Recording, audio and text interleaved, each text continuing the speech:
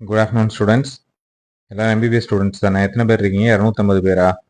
Attendance எடுத்தாச்சா? படிக்கணும்னு interest இருக்கவங்க, கவனிக்கணும்னு interest இருக்கவங்க ஒரு 10-20 பேர் இருப்பீங்க. அவங்களாம் ஃப்ரண்ட்டில் வந்துக்கோங்க. ஃபஸ்ட்டு ஒரு 2-3 ரோஸ் ஆக்குபை பண்ணிக்கோங்க.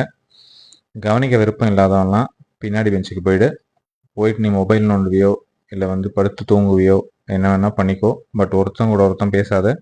ஒருத்தன் கூட ஒருத்தன் பேசணும்னு நினச்சாலும் மொபைல்லே பேசிக்கோ. ஓகேவா? என்ன டிஸ்டர்ப் பண்ணாத. நான் பாட்டுக்கு அந்த 20-25 பேர் கிளாஸ் எடுத்துகிட்டு போயிடுறேன். ஸோ ஓகே, இப்போ டி செல் டெவலப்மெண்ட் பற்றி தான் பார்க்க போகிறோம். ஸோ டி செல்ஸ்னால் டி லிம்போசைட்ஸ் எல்லாருக்கும் தெரியும். ஸோ அந்த டி செல்ஸில் நமக்கு சைட்டோடாக்சிக் டி செல்ஸ் இருக்குது, டி ஹெல்பர் செல்ஸ் இருக்குது. இதெல்லாம் எப்படி வந்துச்சு அப்படின்னு நமக்கு ஒரு சந்தேகம் இருக்கும். லிம்போசைட்ஸில் டி லிம்போசைட்ஸ் இருக்குது, பி லிம்போசைட்ஸ் இருக்குது. ஓகேவா? ஸோ பி செல் டெவலப்மெண்ட் தனியாக ஒரு கிளாஸில் பார்ப்போம். இப்போது டி செல் டெவலப்மெண்ட் மட்டும் இந்த கிளாஸில் பார்ப்போம். சரியா?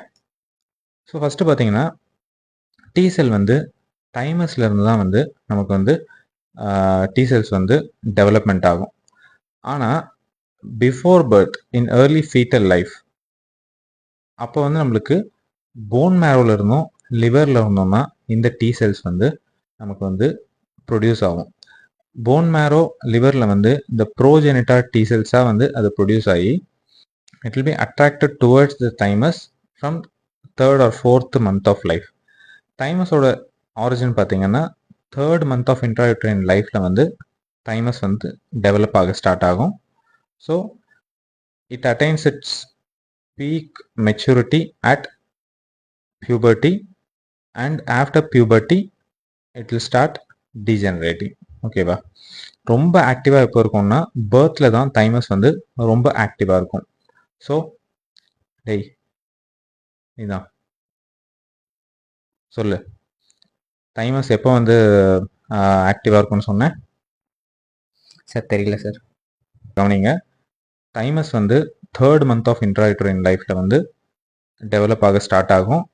பர்த்தில் ரொம்ப ஆக்டிவாக இருக்கும். பீக் மெச்சூரிட்டி பியூபர்ட்டியில் வரும். After puberty it will start degenerating. So இந்த தைமஸ் ஒன்ஸ் மெச்சூர் ஆக ஆரம்பித்த உடனே இந்த தைமிக் ஹார்மோன்ஸ் இருக்கும். அந்த தைமிக் ஹார்மோன்ஸ் இந்த ப்ரோஜெனிட்டார் டி செல்ஸை போன் மேரோவிலேருந்து அட்ராக்ட் பண்ணி இங்கே கொண்டு வரும். அதெல்லாம் எப்படின்னு ஃபர்தராக பார்ப்போம். ஸோ இப்போ தைமஸ் பற்றி மட்டும் பார்ப்போம். தைமஸில் 2 லோபியூல்ஸ் இருக்குது. ஓகே, 2 லோப்ஸ் இருக்குது. தைமஸில் 2 லோப்ஸ் இருக்குது.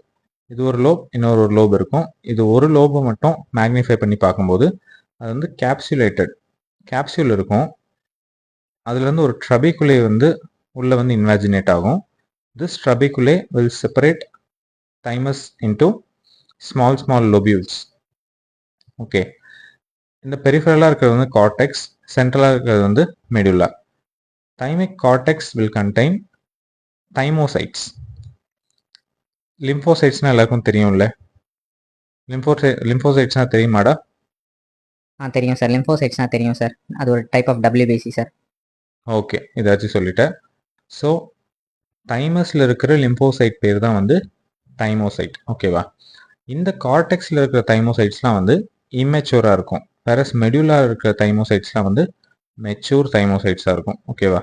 ஸோ இந்த இம்மெச்சூர் தைமோசைட்ஸ் எப்படி மெச்சூர் தைமோசைட்ஸாக டெவலப் ஆகுதுன்னு ஃபர்தராக பார்ப்போம்.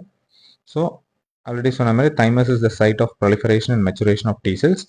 Thymus is developed in the embryonic life, 3rd month. It is highly active at birth, reaches its peak size at puberty, and then it degenerates. இதே மறுபடியும் படிச்சு காட்டுறேன்னா கவனிக்காதவங்க கவனிச்சுக்கோ. Lymphocytes of thymus are called thymocytes. The cortical thymocytes are immature and many in number. Okay, cortexல இருக்க thymocytes immature thymocytes and are many in number. So coming to medullary thymocytes are relatively more mature and fewer in number. Several thymic hormones such as thymolin, thymopoietin and thymosin. நம்ம already என்ன சொன்னோம்? Thymic hormones progenitor T cells from bone marrow and லிவரை attract பண்ணி thymus கொண்டு வரும்னு சொன்னோம்ல, அந்த ரோலை ப்ளே பண்ணுறது தான் இந்த தைமோலின், தைமோபாய்டின் அண்ட் தைமோசின். ஓகேவா? So coming to T lymphocytes. So டைரெக்டாக இப்போ டி லிம்போசைட்ஸ்க்கு வந்துடும். 70 to 80% of body lymphocytes T lymphocytes தான். and they bear a special surface receptor called as T cell receptor. B செல்லில் வந்து சர்ஃபேஸில் வந்து இம்யூனோகுளோபுலின் இருக்கும். ஓகே, ஐஜி இம்யூனோகுளோபுலின் இருக்கும். வேற டி செல்லில் வந்து சர்ஃபேஸில் இம்யூனோகுளோபுலின் இருக்காது, டி செல் ரிசெப்டார் இருக்கும். இதை வந்து ஞாபகம் வச்சுக்கோங்க. ஸோ பி செல்லில் என்ன இருக்கு? பி செல்லில் வந்து இம்யூனோகுளோபுலின் இருக்கு சார். அப்போ டி செல்லில் என்ன இருக்கு? டி செல்லில் சர்ஃபேஸ் ரிசெப்டார் இருக்கு sir. Okay, very good. So T செல்லில் வந்து டி செல் ரிசெப்டார் வந்து அதோட சர்ஃபேஸில் இருக்கும். மெயின் ஃபங்க்ஷன் வந்து ஆன்டிஜன் ரெக்கக்னிஷன் தான். பி செல்லுக்கு வந்து டைரக்டாக ஆன்டிஜனை வந்து ரெக்கக்னைஸ் பண்ணக்கூடிய கெப்பாசிட்டி இருக்கு. ஆனால் டி செல்லுக்கு வந்து ஒரு ஆன்டிஜன் ப்ரெசென்டிங் செல் வந்து அந்த ஆன்டிஜனை வந்து ப்ராசஸ் பண்ணி ப்ரெசென்ட் பண்ணால் மட்டும்தான் வந்து அந்த டி செல் ரிசெப்டார் வந்து அந்த ஆன்டிஜனை வந்து அக்செப்ட் பண்ணிக்கும். ஒரு புது மாப்பிள்ளை மாதிரி. ஓகே, நீ எல்லாத்தையும் ரெடி பண்ணி கொடுத்தாதான் அக்செப்ட் பண்ணிப்பாங்க, டைரெக்டாக வந்தால் அக்செப்ட் பண்ணிக்க மாட்டாங்க. ஓகேவா? ஸோ டி செல் ரிசெப்டார் வந்து புது மாப்பிள்ளை மாதிரி antigen presenting cells should process and present the antigen to the T cell receptor. அதை ஞாபகம் வச்சுக்கோ. புது மாப்பிள்ளை யாரு? D cell receptor sir. Okay, so ஃபர்தராக ப்ரொசீட் பண்ணுவோம். ஸோ டி செல் ரிசெப்டார்னு சொன்னோம்ல, இதுதான் அந்த டி செல் ரிசெப்டாரோட ஸ்ட்ரக்சர். ஸோ இதை வந்து போஸ்ட் கிராஜுவேட்ஸ்க்கு இன் டீட்டெயிலில் தேவைப்படும். நீங்கள் வந்து லைட்டாக தெரிஞ்சு வச்சுக்கோங்க. இதில் வந்து டி செல் ரிசெப்டாருக்கு வந்து 3 ரீஜன் இருக்கும். ஒன்று வந்து extra cellular, transmembrane and intracellular cytoplasmic tail. இந்த 3 ரீஜன் இருக்கும், தெரிஞ்சுக்கோங்க. அதில் வந்து வேரியபிள் ரீஜன், கான்ஸ்டன்ட் ரீஜன் அப்படின்னு 2 இருக்கும். அந்த வேரியபிள் ரீஜனில் வந்து ஆல்ஃபா அண்ட் பீட்டா செயின் இருக்கும். 95% ஆஃப் டி செல்ஸில் வந்து ஆல்ஃபா அண்ட் பீட்டா செயின் தான் இருக்கும். அண்ட் எந்தெந்த டி செல்ஸ்லாம் இந்த ஆல்ஃபா அண்ட் பீட்டா செயின் இருக்கோ அந்தந்த டி செல்ஸ் தான் வந்து மெச்சூர் ஆகி ஃபர்தராக வந்து டெவலப்மெண்ட் நடந்து ஃபர்தராக நம்ம செல் சிக்னலிங் பாத்வேலெல்லாம் வந்து இன்வால்வ் ஆகும். ஓகே, மீதி இருக்க 5% என்ன ஆகுதுன்னு ஃபர்தராக பார்ப்போம்.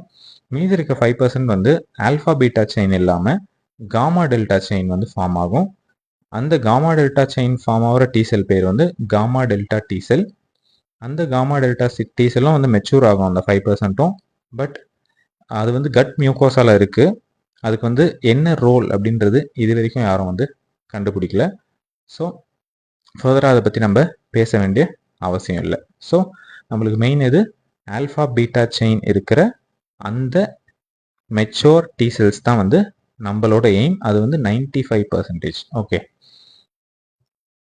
ஸோ டி செல் டெவலப்மெண்ட் பற்றி பார்ப்போம். The progenitor T cells are originated from bone marrow. இது எல்லாருக்கும் தெரியுமா? தெரியும். Or liver and then migrates to thymus through blood stream. இந்த தைமுலின், தைமோசின், இந்த தைமோபோயட்டின், இந்த ஹார்மோன்ஸ்லாம் வந்து இந்த ப்ரோஜெனிட்டா டி செல்ஸ் அட்ராக்ட் பண்ணி தைமஸ்க்கு கொண்டு வந்துருச்சுன்னு ஆல்ரெடி வந்து உங்களுக்கு தெரியும். ஒன்று அந்த ஸ்டெப் பை ஸ்டெப் இதை வந்து சிம்பிளாக பார்த்துருவோம். ஸோ இதில் ஆல்ரெடி பாதி உங்களுக்கு தெரியும், அதை நான் சொல்கிற மாதிரி ரிப்பீட் பண்ணுறேன். ஸோ இந்த ப்ரீகர்சர் டி செல்ஸ் தைமிக் கார்டெக்ஸ்குள்ளே என்டர் ஆகுது. அது வந்து first double negative T cell form பண்ணுது. ஒரு டி செல் இருக்குன்னா அதோட செல் சர்ஃபேஸில் வந்து CD4 ஆர் CD8 மாலிக்யூல்ஸ் வந்து இருக்கணும். ஓகே, அப்படி CD4 CD8 மாலிக்யூல்ஸ் இல்லாத டி செல்ஸ், எம்டியாக இருக்கிற டி செல் பேர் தான் வந்து டபுள் நெகட்டிவ் டி செல். அதில் வந்து CD4 அண்ட் CD8 மாலிக்யூல்ஸ் அதோட சர்ஃபேஸில் வந்து இல்லை. ஓகேவா?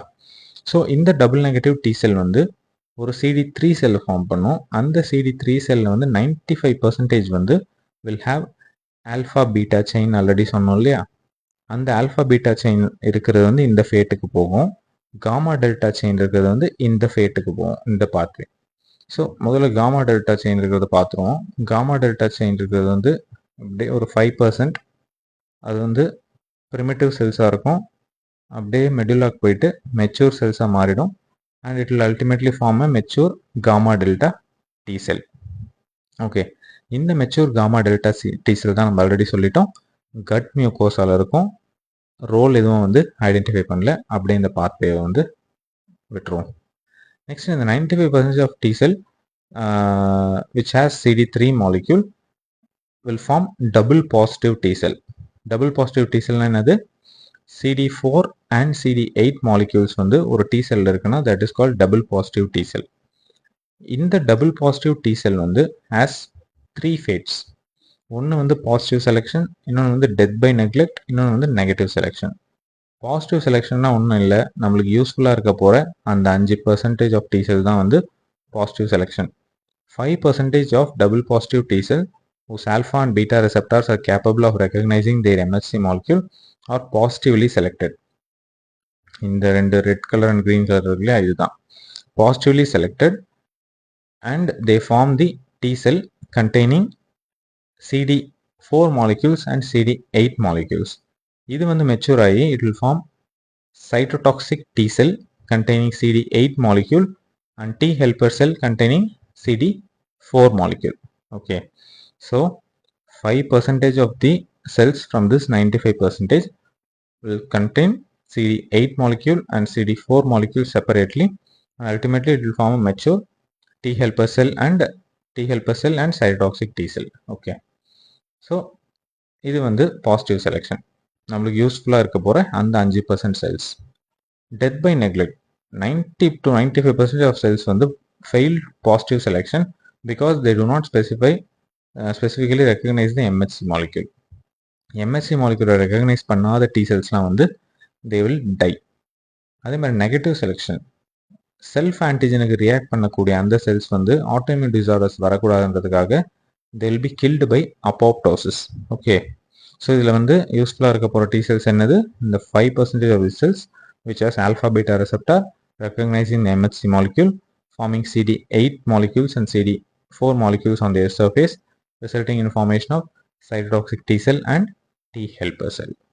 இப்போ வந்து தெரியுதா T helper cellனா என்ன, cytotoxic T cellனா என்ன அப்படின்னு? நீ சொல்லு சார்.